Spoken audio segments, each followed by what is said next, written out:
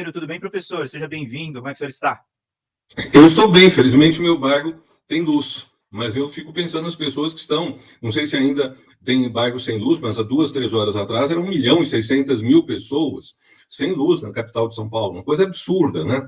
Vocês estavam comentando disso agora, e é assustador, porque é claro que a prefeitura, se ela tivesse cuidado das árvores, dos bueiros, de tudo mais, a gente não estaria numa situação tão grave, né? Então, é o momento de deixar clara como a situação penosa em que está a cidade de São Paulo.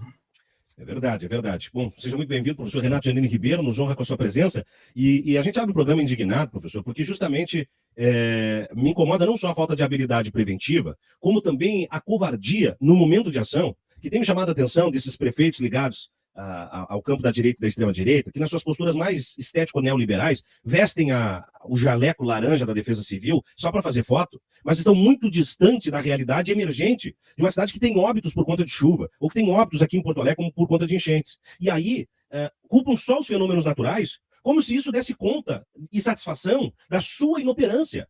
E a gente está falando, é fácil dizer assim, não, a culpa é da Companhia de Energia Elétrica, está ligado ao governo do Estado, então o governador que se responsabilize, o resto é chuva, vento e água. Não. Zeladoria, cuidado, prevenção e ação no momento da crise. O prefeito agora deveria estar reunido com uma equipe extraordinária de resolução de crises climáticas, que é uma proposta que habita o núcleo da campanha do Guilherme Boulos, por exemplo, né? E as pessoas têm que pensar nisso, porque essa é uma pauta que nós não vamos nunca mais nos desassociar dela. Né? As questões de crise climática vieram para ficar, então os prefeitos e governadores que estão o tempo inteiro agora alegando surpresa com os efeitos climáticos extraordinários, estão fazendo isso por canalice, professor. E a partir disso, eu penso, como que mais um exemplo dado de inoperância e ineficácia e desfaçatez do Ricardo Nunes não impacta diretamente no seu eleitorado dúbio ainda, que não é aquele eleitorado que já está consagrado com ele. Como fazer essa análise, professor?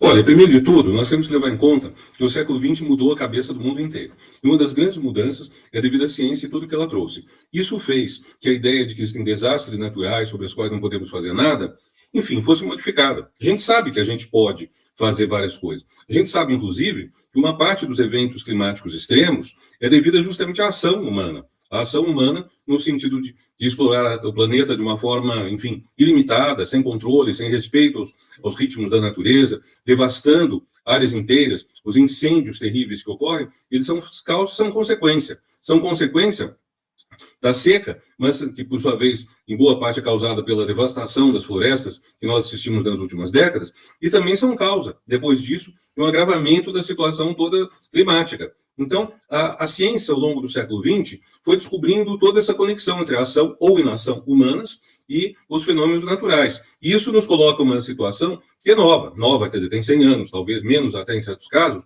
que a gente perceber que não dá mais para colocar tudo na conta da natureza ou mesmo de Deus. Há uma responsabilidade humana grande, e isso significa que os governos têm desafios, os governos têm responsabilidade, eles têm que cuidar disso. Então, esse é um momento, inclusive, em que é muito importante as campanhas do Guilherme Boulos e do Sebastião e da Maria do Rosário, em São Paulo e Porto Alegre, respectivamente, mostrarem como os prefeitos que buscam a reeleição nessas duas cidades têm feito um trabalho ruim. Ou no caso de Porto Alegre, é inclusive mais assustador, porque a cidade foi submersa pelas águas em boa parte, mercê, em grande medida, do descuido do governo municipal em relação às barreiras, barreiras... As casas de bombas e as barreiras de proteção.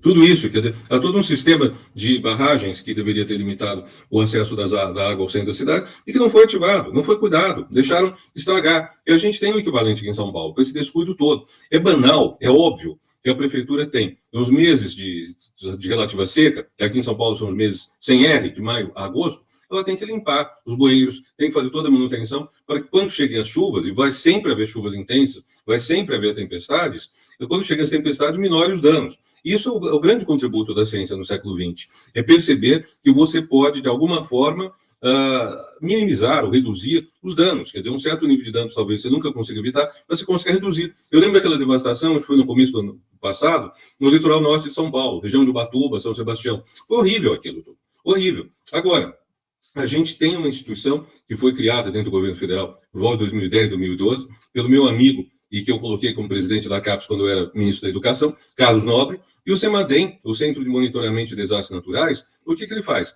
ele tendo a notícia de que vai haver um evento climático extremo, por uma tempestade, ele aciona a Defesa Civil, aciona prefeituras, estados, mesmo o governo federal, para evitar os piores danos. Então, você consegue salvar vidas, você consegue reduzir a devastação. Lembrem, teve destruições terríveis, acho que foi em Petrópolis, no começo da década passada, e depois disso que o CEMADEM começou a atuar e reduziu os danos causados por isso. O caso Nobre me disse que o número de vidas salvas pelo CEMADEM por ano era de milhares, graças a esses alertas anteriores. Então, você tem vários níveis de atuação. Você tem um nível, vamos dizer, quando o desastre ocorre mesmo, de salvar vidas, de reduzir prejuízos. Antes do desastre acontecer, você pode cuidar da cidade de maneira melhor. Por exemplo, as calçadas esponja em Berlim. Há um belo vídeo, acho que da Deutsche Welle, mostrando como a cidade de Berlim tem calçadas que são feitas reciclando concreto já usado, concreto de demolições. Então, até nisso, eles são ambientalmente cuidadosos. E elas são porosas, essas calçadas, de modo que a água se infiltra no solo. Enquanto aqui no Brasil, de modo geral, nós impermeabilizamos tudo. Calçadas, ruas, asfalto, tudo é impermeabilizado. Então, o dano é tremendo. Isso tudo cabe ao poder público fazer. Ele tem que fazer, e esse é um problema grande. E nesse momento de campanha é importante deixar claro que os governos municipais não podem se esconder atrás simplesmente da desculpa do dano imprevisível, da fatalidade. Veja, a palavra fatalidade é muitas vezes colocada assim, e é muito ruim esse termo.